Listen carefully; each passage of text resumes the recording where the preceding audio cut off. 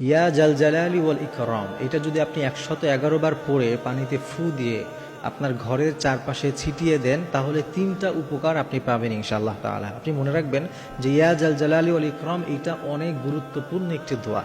এই দোয়াটিতে আল্লাহ তাআলা অনেক ফজিলত রেখেছেন, অনেক কিছু এই দোয়ার মধ্যে আল্লাহ তাআলা রেখেছেন। এজন্য আপনি এই দোয়ার আমল সবসময় করবেন।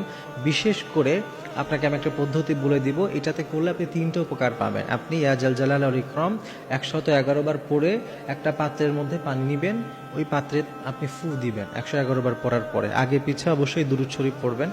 ফু দেওয়ার পরে ঘরের চারপাশে যদি আপনি ছিটিয়ে দেন, তাহলে 1 নম্বরে দুষ্টু জিনের উপদ্রব থেকে আল্লাহ তাআলা আপনাকে রক্ষা করবেন।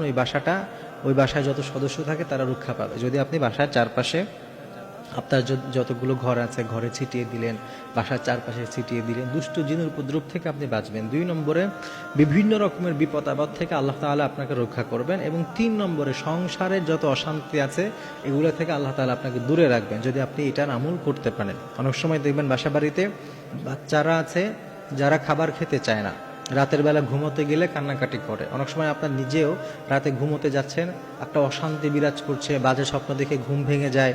নানানভাবে কিন্তু দুষ্ট জিনরা আমাদেরকে বিরক্ত করে, নানানভাবে বিরক্ত করতে পারে। তো আপনি যদি দুষ্ট জিনদের, শয়তানদের এই বিরক্তি থেকে, এই আপদ থেকে, বিপদ থেকে বাঁচতে চান, তাহলে আপনি এটা আমল করতে পারেন। কারণ এই আমলটা অনেক বেশি পরীক্ষিত একটি আমল। আমরা অনেকেই আমল দিয়েছি এবং সকলেই আলহামদুলিল্লাহ উপকার পেয়েছে। এজন্য আপনি এই আমলটা করবেন, কারণ সহজ একটা আমল। আপনি খেয়াল করেন ইয়া জাল জালালি ওয়াল ইকরাম পড়তে আর কতক্ষণ সময় লাগবে। আর এইটার সাথে যদি আপনি আয়াতুল কুরসি, 3 কুল এগুলো পড়েন, তাহলে তো আরো ভালো। কারণ এই আয়াতুল কুরসি, 3 কুল এগুলোও আল্লাহ তাআলা নবীজি সাল্লাল্লাহু আলাইহি ওয়াসাল্লাম বিভিন্ন ঝাড়ফুঁকের সময় পড়তেন। তো আপনি যদি চান এগুলোর সাথে অ্যাড করতে পারেন, কিন্তু 111 বার ইয়া জাল জালালি ওয়াল ইকরাম এটা আপনি পড়বেন। আগে পিছে দুরূদ শরীফ পড়ে এটা পরে ফু দিলেন, এরপরে আপনি চাইলে আয়াতুল কুরসি পড়ে ফু দিবেন, এরপরে 3 কুল একবার করে পড়ে ফু দিবেন। তারপরে যত কিছুই আপনি পড়েন আগে এবং পরে শেষে গিয়ে অবশ্যই 3 বার করে দুরূদ শরীফ পড়বেন।